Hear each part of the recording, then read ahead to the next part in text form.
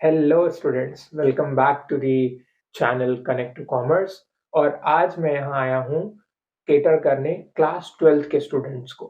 Okay, तो आज हम इस वीडियो में समझेंगे कि क्लास 12th का जो पूरा सिलेबस है वो किस तरीके से डिज़ाइन है, कौन से बुक्स में क्या कंटेंट है, वो पूरे डिटेल में मैं आपको स्ट्रक्चर को समझाऊंगा। और कल से हमारी क्लास 12th की भी वीडियोस अपलोड होना शुरू हो जाएंगी और मैं शुरू करूंगा क्लास 12th के बिजनेस स्टडीज से। Okay, so without wasting your time, let's get started. So class 12th का अगर मैं बात करूं तो क्लास 12th का तीन जो मैं मेजर सब्जेक्ट्स जो मैं पढ़ाने वाला हूं आपको, वो तीन है अकाउंट्स, बिजनेस एंड इकोनॉमिक्स। ठीक है, इसका मैं पूरा आपको इन डेप्थ पढ़ाऊंगा, अच्छे से पढ़ाऊंगा। सो सबसे पहले मैं बात करूं अगर बिजनेस स्टडीज की, तो आपके सिलेबस में दो तरीके के बुक्स दी गई हैं, पार्ट ए और पार्ट बी। ये जो पार्ट ए है ना, मैं इसको दो पार्ट में आपको बताता हूं कि इसमें एक्चुअल में दिया क्या है। इसमें दिया गया है मैनेजमेंट के बारे में पूरा। अगर आप बुक देखोगे तो मैनेजमेंट के बारे में है। तो इसमें किस तरीके से डिजाइन किया गया है, पहले तो वो मैनेजमेंट को इंट्रोड्यूस किया है पहले चैप्टर में कि उसके फीचर्स, उसके इंपॉर्टेंस क्या है। आपको पहले मैनेजमेंट वर्ड को समझना है। फिर प्रिंसिपल्स ऑफ मैनेजमेंट दिया गया है। प्रिंसिपल्स ऑफ मैनेजमेंट दिया गया है। प्रिंसिपल्स ऑफ मैनेजमेंट यानी मैनेजमेंट को बेस्ट बनाने के लिए कुछ प्रिंसिपल्स हैं, कुछ थियरीज बनाई गई हैं। अगर आप वैसा करके ऑर्गेनाइजेशन चलाओगे, मैनेज करोगे, तो बेस्ट तरीके से ऑर्गेनाइजेशन फंक्शन होगा। और बाकी चीजें जो हैं वो है functions of management. Functions of management, बाकी जितने और चैप्टर्स हैं वो है फंक्शंस ऑफ मैनेजमेंट। ठीक है, यानी जिसको हम जानते हैं planning, organizing, staffing, directing and controlling. ये और कुछ नहीं है, इसी जो चैप्टर इंट्रोड्यूस किया गया था मैनेजमेंट का, उसके एक एक फंक्शन का डिटेलिंग दिया गया है। ठीक है, ये तो हो गया एक लेयर इस बुक में मैनेजमेंट का। इसके साथ इसमें दिया गया है एक chapter business environment. Business environment हमें इस चैप्टर की जरूरत इसलिए है क्योंकि हमारा बिजनेस जिस एनवायरमेंट में चल रहा है, वहां पर कौन सी चीज किस तरीके से कब हो रही है ये जानना बहुत ही जरूरी है। क्योंकि उसमें आने वाले कोई भी चेंज हमारे बिजनेस पर positive as well as negative impact कर सकते हैं। तो उनके बारे में अवेयरनेस होनी जरूरी है, तब जाकर आप एक सक्सेसफुल बिजनेस को चला पाओगे। तो हमारा ये जो पार्ट वन है, बेसिकली मैं इस बुक को कहता हूं इंटरनल मैनेजमेंट। ठीक है, बिजनेस के अंदर, उसके अंदर जो सारे काम हो रहे हैं उसको मैनेज्ड वे से करना इस बुक में सिखाया गया है आपको। और दूसरी जो बुक है, इसको मैं बोलता हूं फाइनेंशियल मैनेजमेंट। एक लेयर हुआ इसमें जिसके लिए दो चैप्टर बने हैं, फाइनेंशियल मार्केट एंड मैनेजमेंट, दो चैप्टर्स हैं। फिर है मार्केटिंग, और एक और लेयर जोड़ा गया है कंज्यूमर प्रोटेक्शन। ठीक है, कई स्कूलों में इसके जगह पर एक ऑप्शनल, जिसको हम कहते हैं एंटरप्रेन्योरशिप डेवलपमेंट।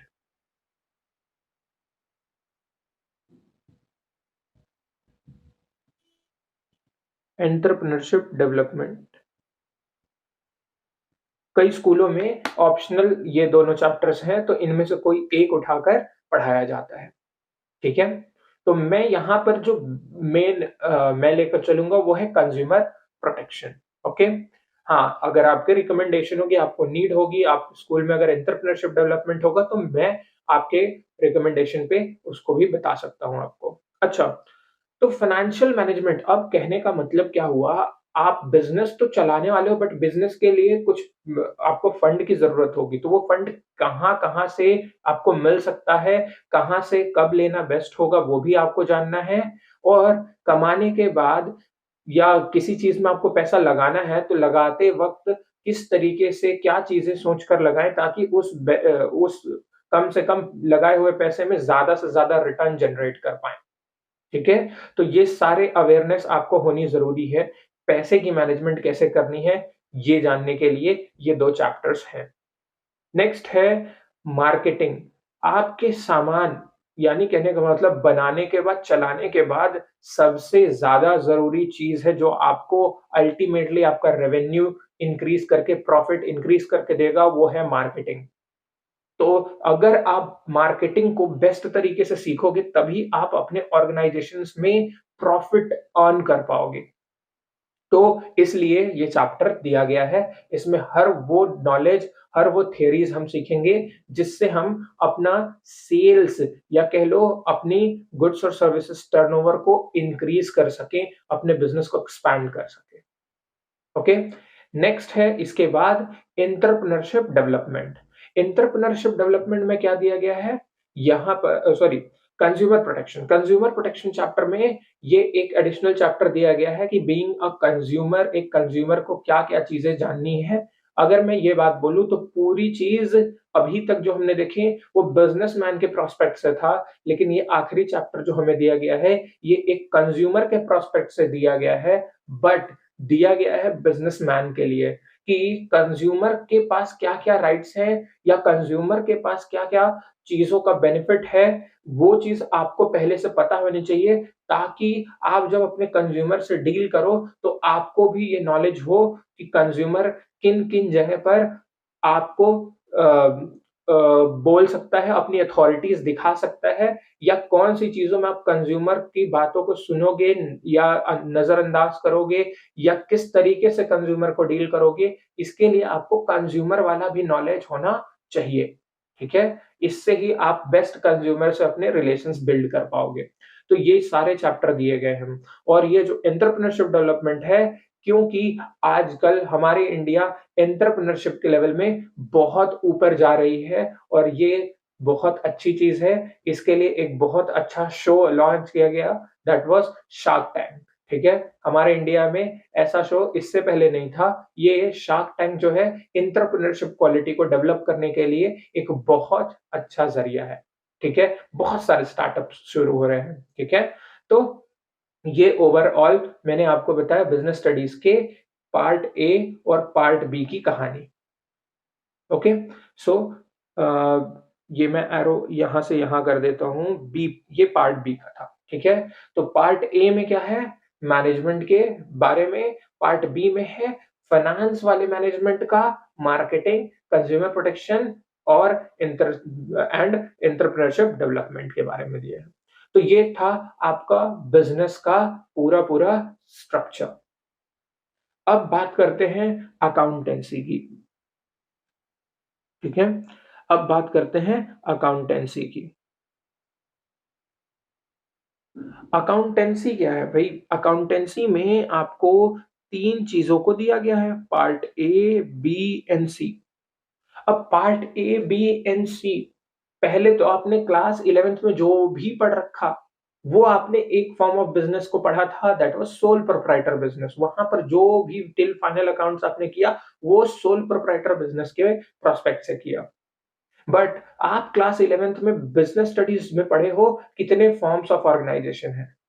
हो आपको पढ़ाया गया कि वो 5 फॉर्म्स हैं, sole proprietor, partnership, HUF, cooperative and company. ठीक है? 5 मेजर फॉर्म्स। उनमें सबसे प्रोमिनेंट कौन से हैं? हमारे सोल प्रोप्राइटर जो देखे जाते हैं, पार्टनरशिप देखे जाते हैं और कंपनी फॉर्म। कोऑपरेटिव्स और एचयूएफ बहुत कम हैं या मैं ये बोलूँ बहुत पॉपुलर नहीं है फॉर्म ऑफ बिज़नेस, इसलिए हमें पहले 3 पॉपुलर फॉर्म्स को सीखना है। आगे जाकर हम कोऑपरेटिव वगैरह की भी अकाउंटिंग सीखते हैं। बट पॉपुलर फॉर्म्स में एक के तो आपने सीख लिया था क्लास 11 सोल प्रोप्राइटर में, ठीक है? लेकिन अब पार्टनरशिप और कंपनी के बारे में आपको जानना, उनकी अकाउंटिंग को जानना ज़रूरी है। तो उसके लिए आपका पार्ट ए जो है, वो डील करता है पूरा बुक पार्टनरशिप की अकाउंटिंग। पार्टनरशिप की अकाउंटिंग, कि पार्टनरशिप कैसे बनाते हैं, बनने के बाद वो कैसे चलता है, उसमें जब प्रॉफिट कमाते हैं तो वो कैसे एलोकेट होता है, जब किसी नए पार्टनर को जोड़ना है तो क्या करेंगे, जब किसी को हटना है ऑर्गेनाइजेशन से, पार्टनरशिप से, तो क्या करेंगे, अगर किसी पार्टनर की डेथ हो जाती है तो क्या करेंगे, और अगर हमें बिजनेस को बंद करना है तो कैसे करेंगे। ये सारा डिटेल दिया गया है आपके पार्ट ए में। ओके। अच्छा, पार्ट बी जो है आपका, पार्ट बी, वो है आपकी कंपनी अकाउंटिंग। कंपनी अकाउंटिंग, ठीक है। कंपनी अकाउंटिंग, जिसमें आपको कंपनी के दो मेजर सोर्सेस से इंट्रोड्यूस कराया जा रहा है। ये कंपनी की पूरी अकाउंटिंग नहीं हो जाती, इसका एक पार्ट है बस कंपनी अकाउंटिंग का, ठीक है। कि इसमें हम सीखेंगे दो मेजर सोर्स ऑफ फंड के बारे में, किस तरीके से वो पैसे लाए जाते हैं और किस तरीके से उस पैसे पर इंटरेस्ट या डिविडेंड आपको देना होता है, या वो पैसे को लाते वक्त क्या कंप्लायंसेस या क्या स्टेप्स करने पड़ते हैं उसको, और उसकी अकाउंटिंग कैसे की जाती है, उसको जानने के लिए दो चैप्टर्स हमारे शेयर्स और डिबेंचर्स के हैं, ठीक है। दो मेजर पार्ट जो है हमारे यहाँ कंपनी अकाउंटिंग में, ये जो डील करते हैं, ये सोर्स ऑफ फंड के बारे में है, कि भाई जो पैसा हमने लाया उसकी अकाउंटिंग कैसे होगी। कंपनी में थोड़ा मोड़ा पैसे की जरूरत नहीं होती ना, बहुत ह्यूज अमाउंट में पैसे की जरूरत होती है, ठीक। तो उसकी अकाउंटिंग सीखने के लिए हमारे पास कंपनी अकाउंटिंग का पार्ट बी का बुक है। पार्ट सी जो बुक है, पार्ट सी बुक है एनालिसिस की। एनालिसिस, एनालिसिस याद है, अगर क्लास 11th में आप लोगों ने पढ़ा होगा तो second last step analysis and interpretation आपने पढ़ा होगा। तो वहां का ही चीज अब आपको एनालिसिस को डिटेल में डेप्थ में करना है, जिसके लिए यहाँ पर बहुत सारे आपको रेशियोज कैलकुलेट करने पड़ेंगे, बहुत सारे स्टेटमेंट्स आपको बनाने होंगे, like comparative statement, cash flow statement, common size statement, ये सारे आपको एनालिसिस करने में हेल्प करते हैं। कैश फ्लो स्टेटमेंट अगर मैं एकदम शॉर्ट में बोलूँ तो आपको हेल्प करेगा आपकी कैश की डिटेल्ड पिक्चर बताने में। कॉमन साइज आपको बताएगा हर एक आइटम का आपके बिजनेस में कितना सिग्निफिकेंस है, उसकी कितनी वेटेज है, वो जानने में। कंपैरेटिव आपको बताएगा एक दूसरे से इंटरलिंकिंग चीजों की, और रेशियोज आपको बताएंगे कि ट्रेंड किस तरीके से चल रहा है, क्या चीजें बढ़ रही हैं, क्या चीजें घट रही हैं ओवर द पीरियड, ठीक। कौन सी चीजें अच्छी हो रही हैं, कौन सी चीजें खराब हो रही हैं, ये सारे जानने के लिए रेशियोज भी है। तो एनालिसिस वाला ये पार्ट है हमारे लिए। ये पूरा मैंने आपको बताया अकाउंटिंग के बारे में। ओके। अब आते हैं आपकी तीसरे सब्जेक्ट के साइड, और इसका नाम है इकोनॉमिक्स। और हम समझते हैं कि इकोनॉमिक्स में क्या है। इकोनॉमिक्स दो पार्ट में बटा है, ठीक है। ये पार्ट ए और ये पार्ट बी, आपस में कोई लिंकेज नहीं है, ये दो चीजों को अलग अलग समझाने की कोशिश है। पहले ये जो पार्ट बी हुआ करता था वो क्लास 11th में था, बट अब वो क्लास 12th में आ चुका है। तो पार्ट ए में एक तो है मैक्रो इकोनॉमिक्स जो आपको सीखना है, और पार्ट बी में है Indian economy. Macro economics, class 11th में ही आपने डिफरेंस तो पढ़ लिया था माइक्रो और मैक्रो। क्लास 11th में आपने माइक्रो लेवल की चीजें तो पढ़ ली थी, कि एक प्रोड्यूसर, एक कंज्यूमर, इंडिविजुअल या मार्केट डिमांड, यहां तक तो आपने पढ़ लिया था, ठीक है। मार्केट डिमांड मतलब एक मार्केट का डिमांड आपने समझा था वहां पर। ये मत कंफ्यूज हो जाना कि वो पूरे मार्केट आप पढ़ चुके थे, नहीं। बट अब आप मैक्रो लेवल पर आपके देश में जो जीडीपी है, जो नेशनल इनकम है, जो पूरा एग्रीगेट डिमांड है हमारी कंट्री का, इंडिया का, वो एग्रीगेट सप्लाई जो है इंडिया का, वो मनी किस तरीके से हमारे यहाँ आता है और फ्लो होता है, वो हमारा इन्फ्लेशन कैसे होता है, हमारा डिफ्लेशन कैसे होता है, हमारा और इंटरनेशनल जो मैं बोलूँ बाउंड्रीज, अगर मैं नेशन की बाउंड्री के अक्रॉस का ट्रेड करते हैं तो वहां पर हमारे पेमेंट्स लेन देन कैसे होते हैं, ये सारा चीज सीखना है आपको मैक्रो इकोनॉमिक्स में। यानी कि अब आप समझने वाले हो कि हमारी कंट्री किस तरीके से मॉनेटरली फंक्शन होती है। अगर मॉनेटरी एस्पेक्ट हमारी पूरी कंट्री का आपको समझना है, उसके लिए बनाया गया है मैक्रो इकोनॉमिक्स। अब रही बात इंडियन इकोनॉमी। इंडियन इकोनॉमी एक थियोरेटिकल नॉलेज देता है हमारे कई सारे पैरामीटर्स या कई सारे सिचुएशन जो इंडिया में प्रिवेल कर रहे हैं ओवर द पीरियड, जो चेंजेस आए हुए हैं हमारे इंडिया के स्ट्रक्चर में, इकोनॉमी में, जैसे कि पॉपुलेशन में चेंज, हमारे एजुकेशन या लिटरेसी रेट में चेंज, अगर हम ये बात करें कि हमारे हेल्थ सेक्टर में चेंज, हमारे प्राइमरी, सेकेंडरी, टर्शियरी सेक्टर में ओवर द पीरियड क्या-क्या, कैसे-कैसे चेंजेस आए हैं, ठीक है? ऑक्यूपेशन में, तो ये सारा चीज़ हमारा डिटेल में बताता है इंडियन इकोनॉमी। ये ज़्यादा या कह लो पूरा ही थ्योरेटिकल है, ओके? एंड जो हमारा मैक्रो इकोनॉमिक्स है, थियोरेटिकल प्लस ये प्रैक्टिकल है। प्रैक्टिकल का कोई भी रिलेवेंस मैं न्यूमेरिकल से नहीं करता हूँ। प्रैक्टिकल का मेन एजेंडा मैं बोल रहा हूँ, रियल लाइफ सिचुएशन पे बेस्ड है, वन टू वन आपको दिखेगा वो। और मैं इंडियन इकोनॉमी को ज़्यादा थ्योरेटिकल क्यों बोल रहा हूँ? क्योंकि वो हो रहा है हमारे इंडियन इकोनॉमी में, वैसा चीज़ प्रिवेल हो रहा है, लेकिन वो कई सदियों से जो होते चला आ रहा है, वो पूरी चीज़ें बता कर रखा है थियरी के वे से।